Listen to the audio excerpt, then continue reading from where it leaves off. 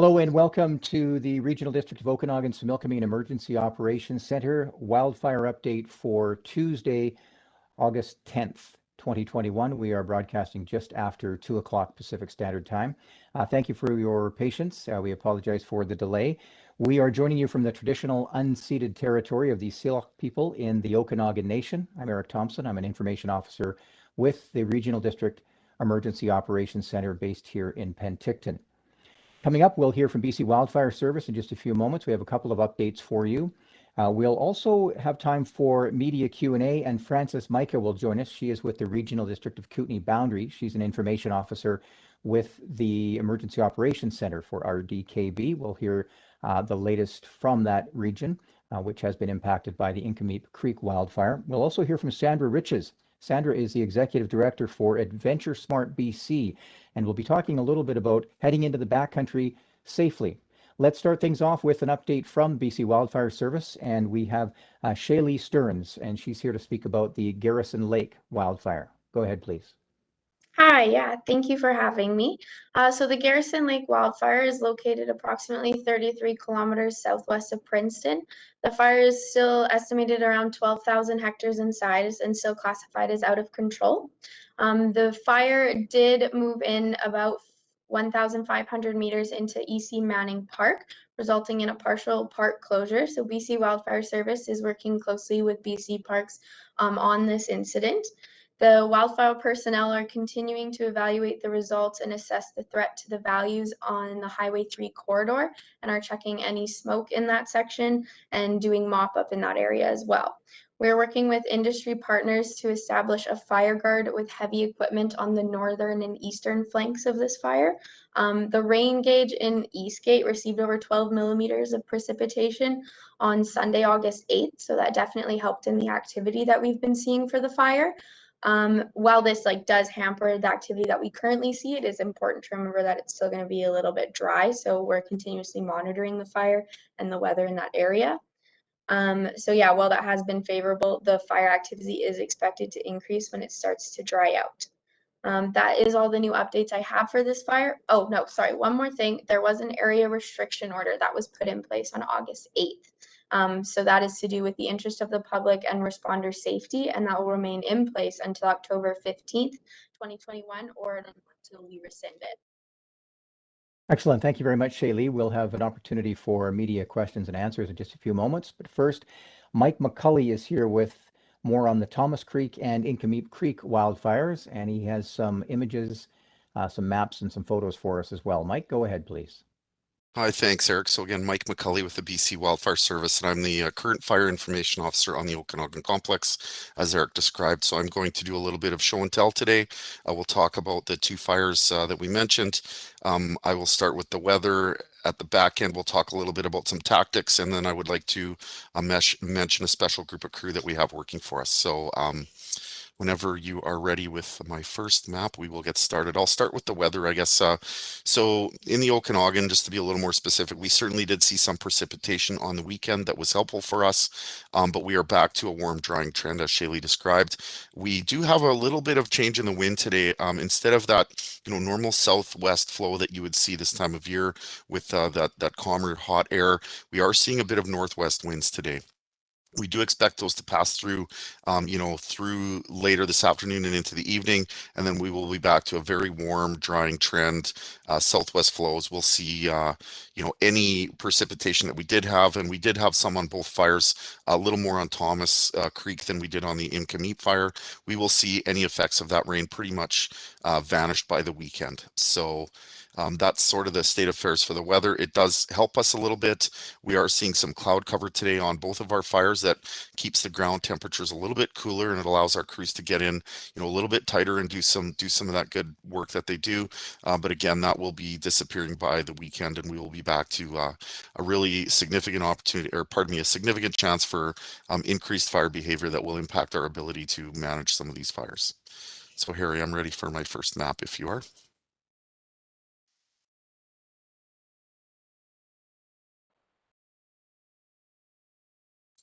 Mike, while we're waiting for the map to come up, we'll just ask you a quick question if I can. Sure. You mentioned the chance for increased wildfire behavior for people who are on evacuation alert and order, but specifically evacuation alert. What does that mean for them? Does that change anything for them?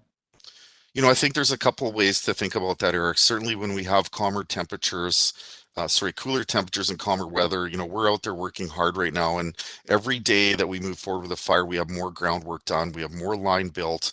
We have more line that's reinforced. We have more water and hose out there. So, we are looking far ahead at that weather and trying to prep for it as best we can. But it's different now than it was at the early stages of a fire. It's not brand new. We approach fire in a pragmatic fashion. We try to make sure we have guard tied in nice and safely to an anchor point, and then we work around the fire. People need to remember that we are well underway on both of these fires, and our crews have done an amazing amount of work in conjunction with aircraft and equipment. I would also mention while we're waiting for the map that our industry partners that we work with on these fires are extremely important to us. They become part of our wildfire fighting team, and we did take some opportunity to rest them. They are tired just like everybody else. So when we did have a bit of downturn this weekend, we certainly looked at that opportunity to rest some of our equipment operators so that they're ready to go. So to answer your question, we're always sort of timing our operations based on what's going to happen, not just what's happening in the moment. We're doing the best we can to work hard and hopefully move towards removal of any of those orders and alerts. Having said that, the drought is significant and we are going to be in these types of conditions for a while. We do expect fire behavior to pick up and it's going to challenge us, there's no doubt. Okay, just want to point out we are waiting for a couple of photos and maps, and we have Harry behind the scenes working on that, and I'm not sure where that's at the moment, so hopefully we can figure that out in just a few moments.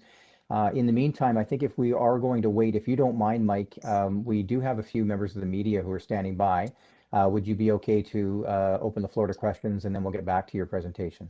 Yeah, of course. Okay, so again, to our media members who are joining us, you can raise your hand. If you're on the phone, you can hit *3 to raise and or lower your hand. And I see Harry's here. Harry is good to go with the maps and photos. So we'll get to the questions in just a moment. But Mike, go ahead now if you'd like to continue your presentation. Sorry for the delay. Yeah, certainly just waiting for the maps and photos to come up here at my end. I think maybe I'll start with Thomas Creek here. I will tell you that the fire is just over 11,700 hectares in size. We have not seen a lot of growth on that fire, in recent days. We have 47 firefighters on that fire, and they're supported by 62 members of our Canadian Armed Forces. And I'd like to talk about that group a little bit at the back end, if I could. Here we go. So thank you, Harry. I'll just get you to back up to the maps, please, if you could. A little bit more. A little bit more. One more. And one more.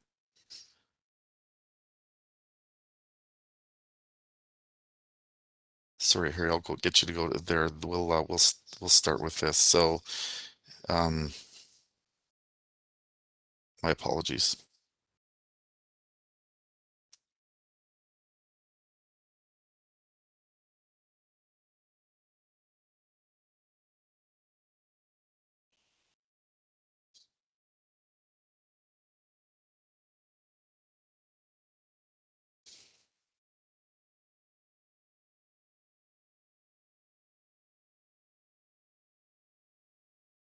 Right there. Thank you. So this is the Thomas Creek fire. I thought we would start with this one. That is the active perimeter of the fire. Again, 11,755 hectares. That's as of yesterday. Most of the work, and you'll notice a trend with both of these fires. The most active flank on both of them is the northwest corner of the fire. We do have some really significant work going on in that area. I will show you a photo of this fire that we took this morning, and it'll show you the types of conditions we're facing. But if you look in the top right corner, there's a little bump that sticks up there. We're calling that the northwest corner. I'm going to talk about a planned ignition operation that we did there over the last weekend, 4 or 5 days ago. I'm going to explain what that looks like and why we did it. We have obviously worked from the low end of this fire down in the south. We've worked our way up around to that northern corner, and we've made really good progress. We also have crews working hard on the lower right-hand section, which would be the southeast flank. They are working towards each other up towards the Allendale Lake area. We We have that split into 2 divisions, and ultimately, as we move closer to completion on this fire, we will have those 2 crews join their guard lines up. I think the important piece to note today is that, again, with the cooler weather and the calm conditions, it has allowed our crews to get in and do what we call tight lining. So I know the photo's gone, but if you can picture the top northern flank of that fire, instead of standing back from the fire, building our guard line, and then removing the fuel with with ignitions, we are able to get right in close to the fire when it's calm like this and do what we call direct attack, which is basically putting water onto the flames and trying to utilize these conditions that are presented to us to manage that fire.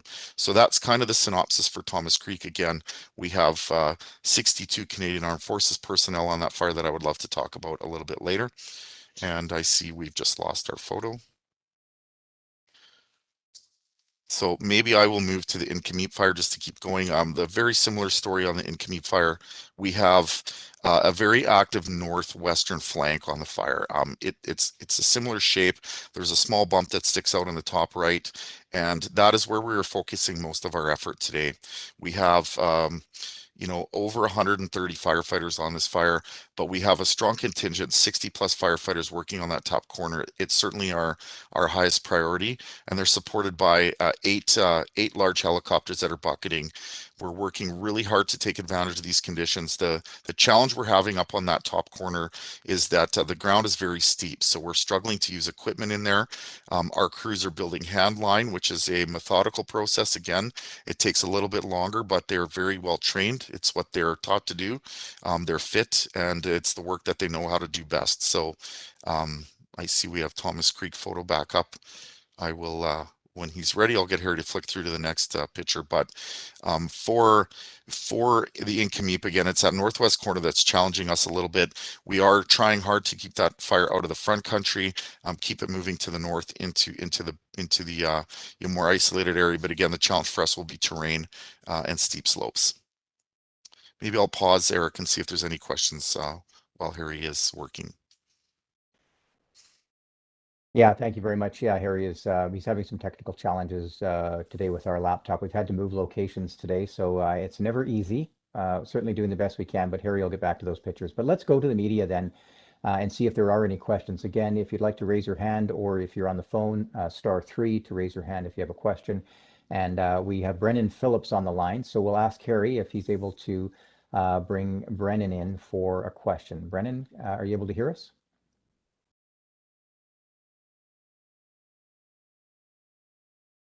And Brennan is in the, he says he can hear us through text. So we'll just make sure Harry can bring him in. We're challenging poor Harry today. He'll get there. Okay, well, I'm going to just keep things going here while we try to get Brennan in. So Thomas Creek, you've given us that update, and you mentioned 62 members of the Canadian Armed Forces are on that fire. Were there other members of the Canadian Forces that you wanted to mention?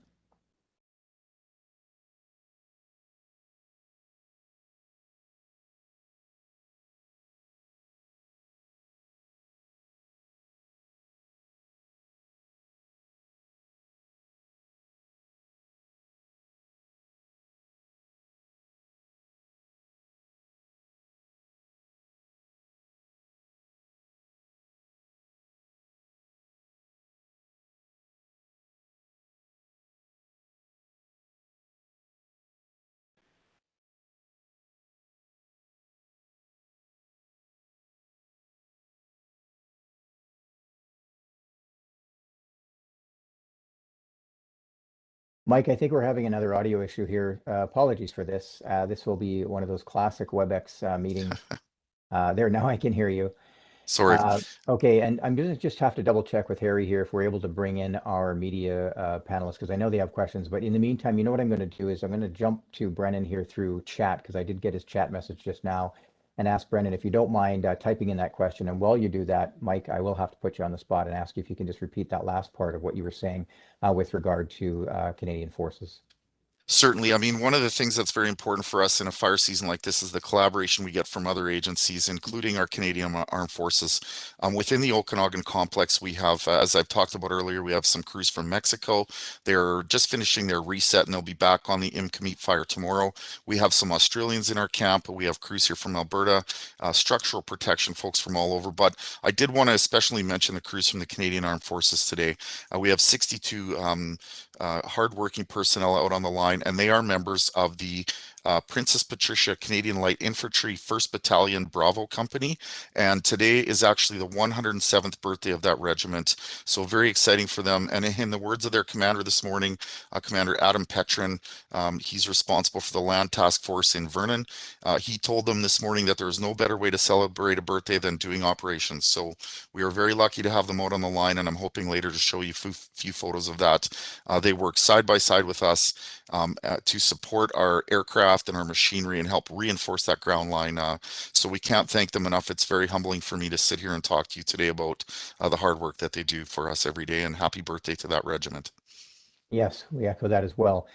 Question now from Brennan Phillips, and he says probably a split question for RDOS and BC Wildfire Service.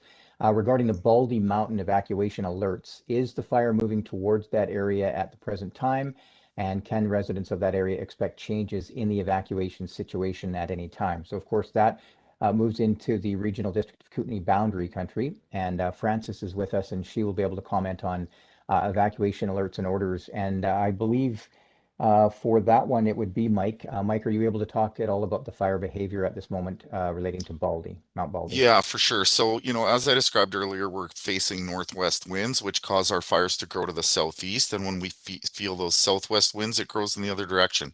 So for today, we can expect to see some active front on that fire towards the Baldy piece. But we haven't seen, major significant growth on that flank in a few days. Again, the real tricky spot for us is that northwest corner, and we're going to capitalize on the winds today to get in there tight and do some hard work. So no significant growth towards Baldy, but with the weather the way it is, we're going to make sure that things are in good shape before we move forward with any different recommendations there. Okay, so that we'll hear more from Frances in just a few moments, but any alerts or orders for evacuation alerts or orders for any region, the direction comes initially from BC Wildfire Service, and then it's up to the local municipality or regional district to make an assessment and move from there. So we'll get to that part of it in just a few moments when we hear from Frances Micah from the Regional District of Kootenay Boundary. And I'll just remind you as well, we also have with us here today Sandra Riches. Sandra is an executive director for Adventure Smart BC, and in a few moments she'll join us to talk a bit about recreating in the backcountry, how you can do it safely, especially if you're on 2 or 4 wheels. Chelsea Powery is with Castanet, and she joins us now. She has a question, so we'll see if Harry can bring her into the conversation. Harry, otherwise we'll ask Chelsea to send us a chat message. Are we able to hear Chelsea? Hello, Chelsea. Say no on that one. All right, back to the chat then.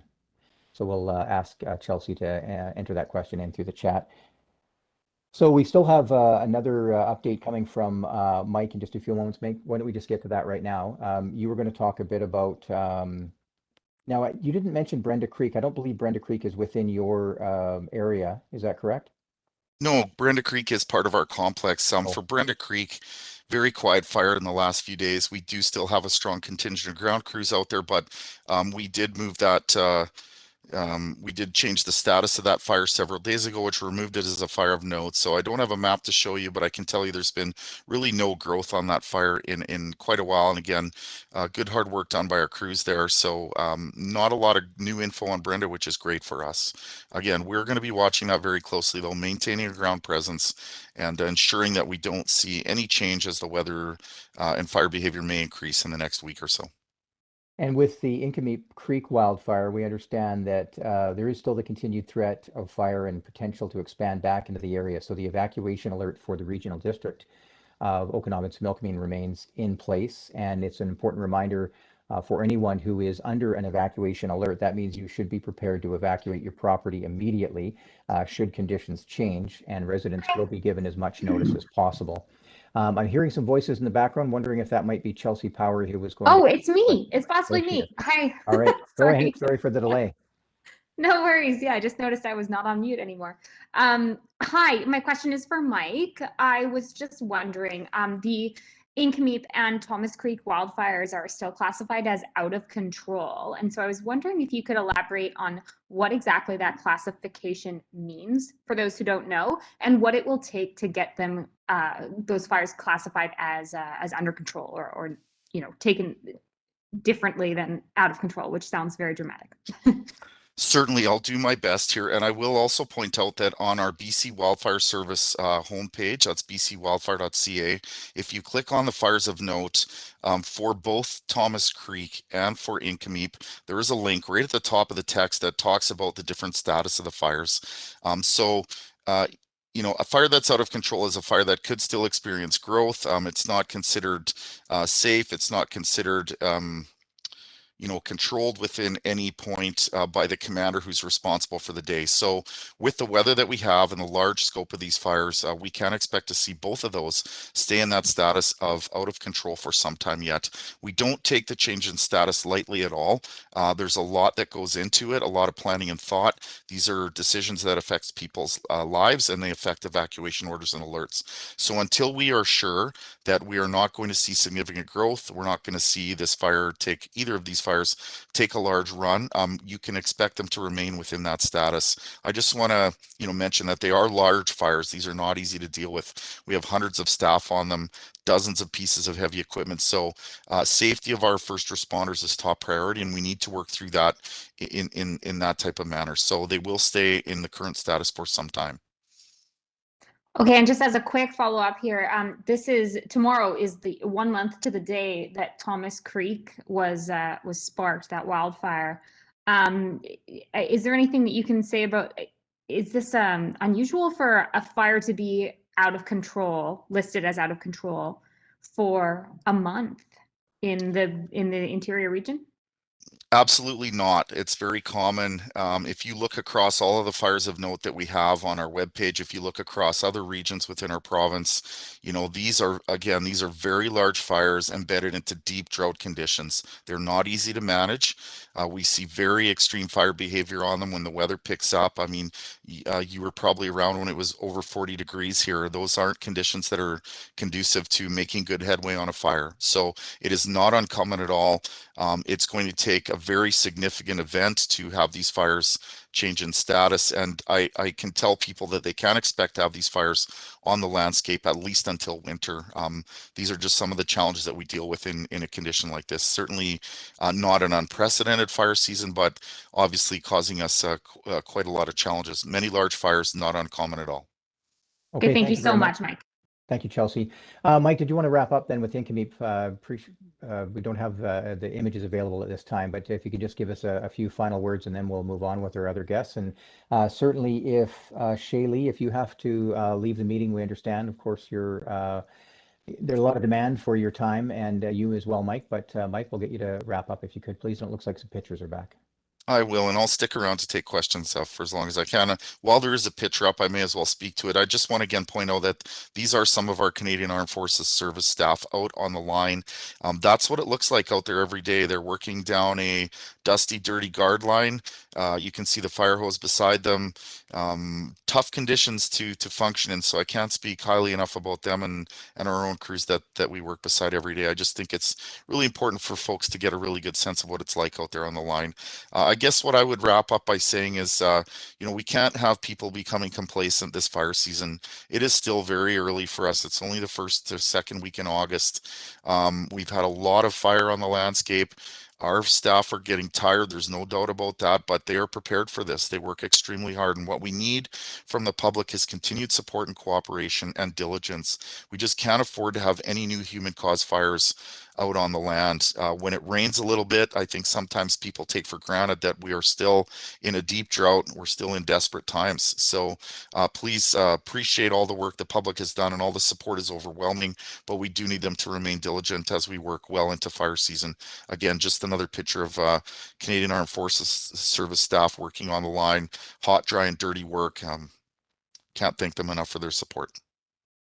Yeah, thank you very much, Mike. That's a really important point is we all can do our part, and that includes staying out of those operational areas. A lot of people want to take photographs of wildfires, and it's important that they're very situationally aware, knowing not to block traffic, not to get into areas under order, or even an evacuation alert because it can cause problems with those first responders. I want to mention as well, there are so many different volunteers from emergency support services who are working on these wildfires, but also local and visiting fire departments. Many of the fire departments have been tasked with structural protection, and that is a very important job, of course, to make sure that property isn't damaged or destroyed by wildfire homes and other buildings. So certainly for local and visiting fire departments, the work being done by those members, many of them volunteers, excuse me, is quite incredible.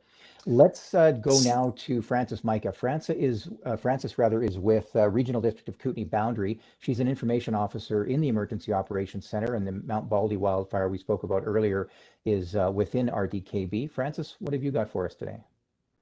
I just want to check that my sound's okay because it's a bit low at my end, what I can hear. So you can hear me okay? Great. So we've still got in the Regional District of Kootenay Boundary for the Inca Meep Creek wildfire that we just had the briefing on. So thank you. That gives me some up-to-date information as well. We have 123 addresses still on evacuation order.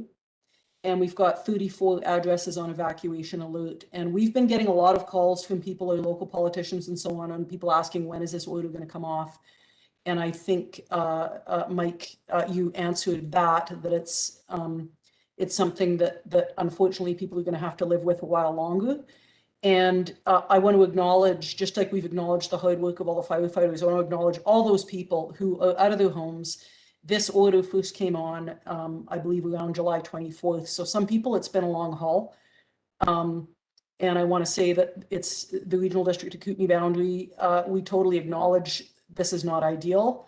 And it's only due to safety concerns. And we take the advice of Bc Wildfire Service on whether or not this fire remains a threat to people's well-being and to their properties. And as it stands, it still does. So we'll provide an update as soon as we can if anything changes, if there's anything, if whether orders change to alerts or whether there's anything rescinded. So we just ask that people bear with us, and if there's any questions about evacuation orders or alerts, please contact the Regional District of Kootenay Boundary. You can go to emergency.rdkb.com, or you can contact me. My contact information is all over the place. So I encourage people to get a hold of me or get a hold of our regional district if you have questions. And other than that, we're hoping, like everybody, that little bit of rain bought us a bit of time and gives at least ability to the BC Wildfire Service to do their work. And we're trying to support people who are out of their homes as best we can. So we thank everybody for being as patient as you have been, and we'll provide as much information as we can when we have it. Thanks. Thank you, Frances. And a very important point is that often during these emergencies, people are looking for information on a regular basis, whether it's hourly or daily. And in many cases, there isn't new information, but people still want to know what the case is. And we see that with Dry BC. You'll be told through social media that the next update will be at a certain time. And when there is no new information to share, you may not see something on social media or on the website, but know that when new information is available from the local government, certainly that will be posted on the websites and social media. But don't hesitate, as Frances said, to make that phone call if you're just wondering where things are at and you're concerned and you just need some reassurance. Phone the Emergency Operations Center. And of course, the best source for any information about the wildfires and the wildfire activity is through bcwildfire.ca, and that website is updated regularly as well. We do have another question. It looks like Brennan Phillips has another question. He's got his hand up, hoping that Harry can bring him in to ask a question, and we'll keep our BC Wildfire Service staff here to answer one of those questions if we can bring Brennan in. Otherwise, we're going to move on to our next guest. Sounds like we have Brennan. Brennan, go ahead, please. Perfect. Can BC Wildfire speak to how the planned ignitions are conducted, and kind of the difference between hand and aerial ignitions? Because I've seen both mentioned for planned ignitions. And are they all as large as the one that took place at Thomas Creek, which sent up that quite a large plume of smoke up quite a few days ago. Thank you. Certainly. So Shaylee, with your blessing, I will take a run at this because I have some great photos and I think Harry has them up right now. First, just to keep it efficient here, I did want to show this picture is the Thomas Creek fire taken this morning. So two things to point out with this photo. People often think that when they see the line on the map, it's a giant area that's decimated within it. That is not the case. There's often unburnt fuel that remains, unburnt habitat, and patches of green timber, and that's what we can see there. But as of this morning, showing very quiet fire behavior, and we wanted to make sure folks got to see that. However, it will be dry and windy, and we do expect to see smoke coming off this fire. So Harry, maybe I will get you to move through the pictures, and I will talk a little bit about planned ignitions, please. I'll tell you when to stop. One more, please. One more, please. I'll stop there if you could back up. We'll tick this one off the list right now.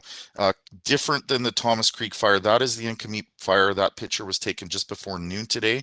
And what you're seeing there is that northwest wind that we talked about. If you look at the smoke, it's not a column going straight up in the air. It's laid down pretty good, and that's a sign that it's getting windy.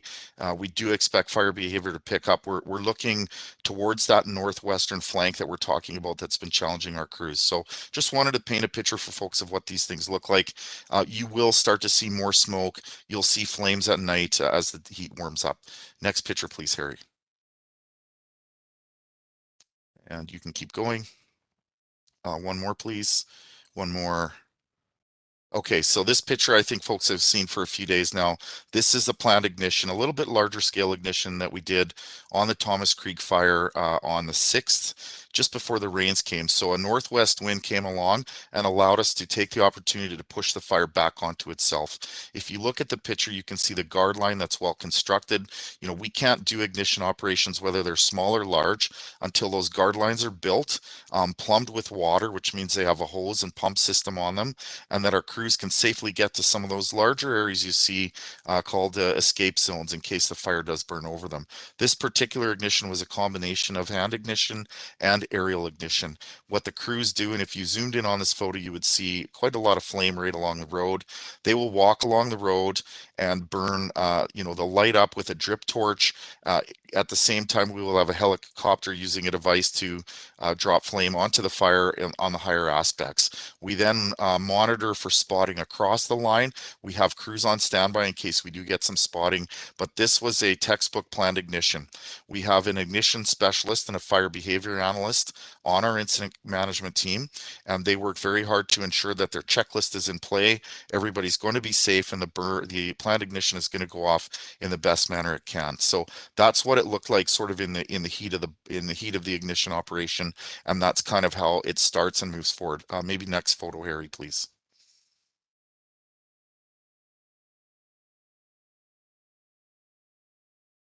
So once we light these ignitions and we, you know, the fuel is removed, which is the goal here, we do have crews. You can keep moving through, Harry, please. We have crews that come. You can keep going. A little bit more. A little bit more. Okay, I'll get you to back up, please, Harry. Sorry. Keep going. A little more. A little more. One more. Right there. So, back up one, please. That is the fire on day 2. So that is the planned ignition operation on day 2. We took a bit of rain, which we expected. So it's all part of the planning that goes into these. And you can see that the fuel has been removed. There's still some smoke and heat on the landscape. But now what we do is we have crews that go through and they will assess the area for danger trees. Very tricky ground to work in. They assess them for danger conditions, remove those trees, and then the crews go in and start putting out the hot spots that are left behind. You can back up one more photo, please, Harry. And then this is what that area looked like on day 3. So for us, a very successful operation. And this is the top northwestern corner of the Thomas Creek fire. My operations staff call it rounding the corner. Once we get this fuel removed, we can safely start working to the left of the screen, to the north along that guard line, and biting off smaller chunks. So to answer your question, we don't always do these large operations. It depends on the ground and the terrain, but that was the best way for us to sort of bring the fire from the top of that hill down to the road on our terms. We had the ability, we had the weather and the conditions, and we took the opportunity. If you look at the trees that are remaining on the left side of the screen, I mean, those certainly aren't trees that we're looking to remove. We don't need to do that. What we will do is work along that guard line with our hand crews now, and we'll do that smaller hand ignition. So they will go along very methodically and bite off little bits at a time, and they will ignite it up. They'll let the fuel burn off, and then they will put out the fire behind that, and then they will move on gradually and slowly down the line, all the time moving their hose lay and their equipment along with them so that they're safe. And that's, you know, I will ask if you have any further questions, but those are sort of 2 really good images of what about a 300 hectare plant ignition operation looks like, again, in combination with a hand ignition. All right, looks like Brennan's okay. Thank you so much. Appreciate it.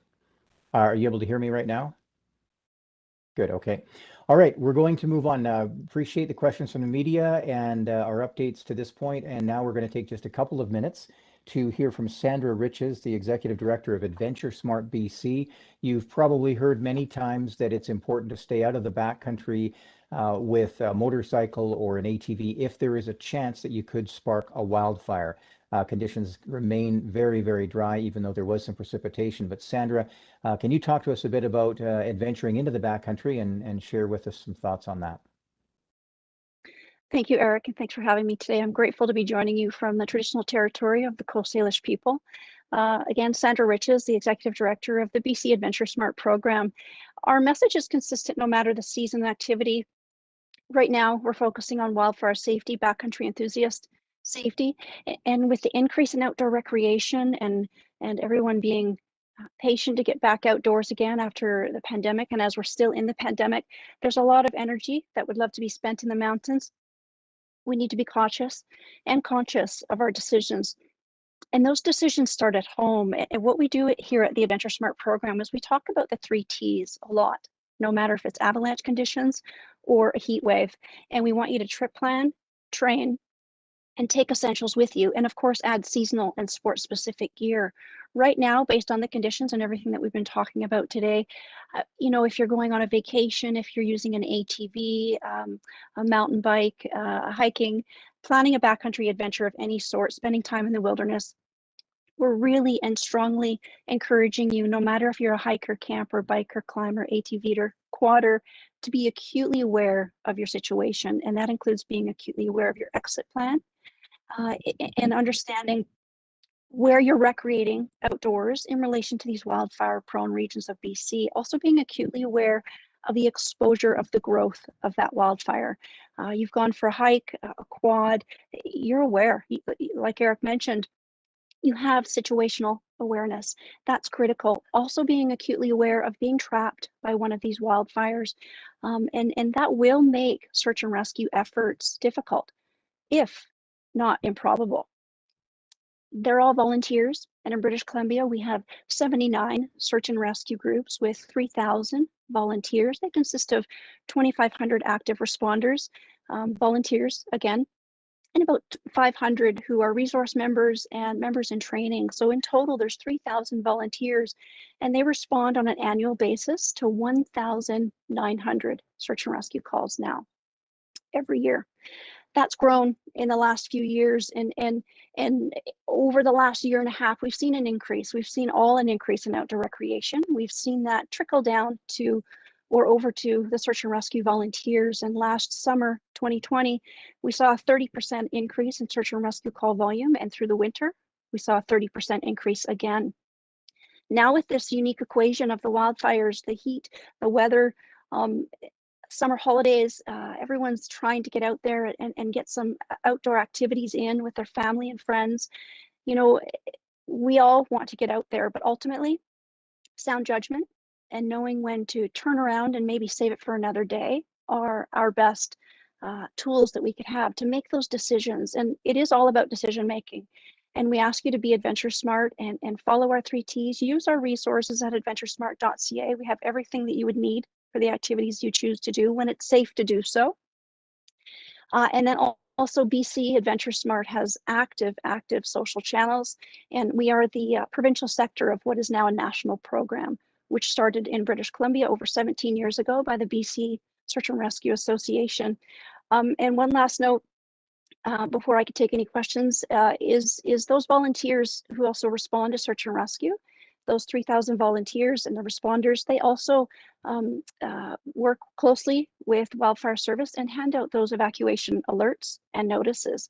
They're highly skilled, untrained professionals, trained, unpaid professionals, and we can't thank them enough. So adventuresmart.ca, a wealth of information. And think about the activities that you're choosing to do. You can save it for another day. And one final note there, if you're using any of these ATVs or these four-wheel vehicles that might be hot and expose that to dry, grassy conditions wherever you might be parking in the backcountry, off-road, be very cautious of where you're going and what you're using. And again, maybe save that adventure for another time. Fall will be here, and hopefully the weather will improve and we'll have this under a little bit more of a better control. But like it's been mentioned, we're in this boat for a while, so maybe we need to save it and pick other activities. We can always choose other activities to do. Thank you. Sandra, thank you very much. Some important information there. I think, again, we mentioned the term situational awareness, and it's especially important for people who are heading into the backcountry who don't often go into the backcountry. If this is a new thing, it's important to make sure that you have the equipment you need and that you're prepared for what could be something unexpected. But of course, when it comes to wildfires, you certainly do not want to get trapped in the backcountry. So thank you very much for that. I want to quickly mention we do have an opportunity for a quick question and answer from the media if there are any other questions. But getting to the RDOS evacuation alerts and orders, I have a list here of the most recent numbers. We understand right now that for Garrison Lake wildfire, that's area H, there are 11 properties remaining under evacuation alert, 235 under evacuation order. That's area H, and that is due to the Garrison Lake wildfire. For Inca Meep Creek wildfire, area A, under alert, 298 properties. We're saying here parcels, but parcels and properties can be somewhat interchangeable. But for the purpose of this, the list I've got here says parcels, so we'll go with that. Again, that's Inca Meep Creek wildfire, area A, 298 parcels under alert. Area C, for the same fire, under alert, 459 properties. Area A and C, there are no properties under order due to the Inca Meep Creek wildfire.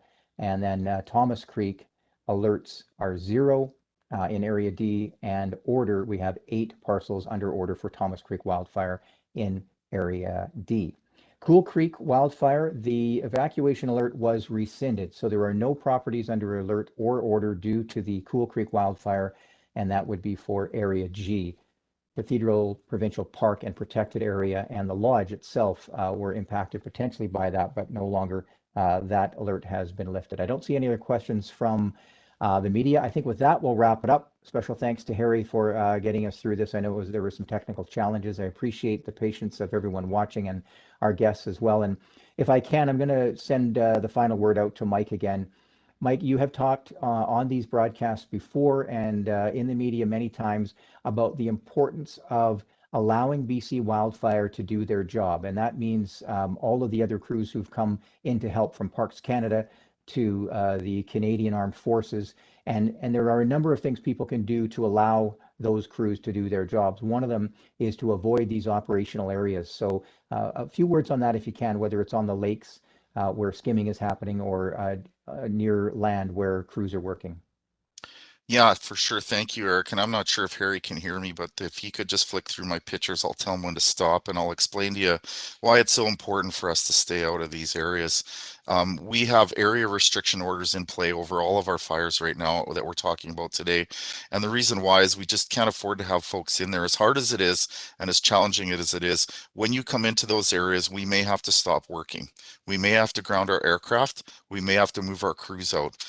We may have to stop falling danger trees. And what that means is suppression efforts are held up and fire doesn't wait for anyone. So when those things are going on, fire continues to grow, and you will actually delay and extend our opportunity to gain a foothold on these fires, bring them into that status of being held or under control that we're striving so desperately for. And I assure you that, you know, myself and all of my coworkers, all those hard ground crews out on the line, they take great pride in trying to bring people's lives back to normal as quickly as possible. The military staff, all of the folks that are working out there. So for these reasons, it is very, very important that you pay attention to the area restriction orders, road closures, instructions from government officials. I can't stress that enough, and I would thank you very much for that opportunity.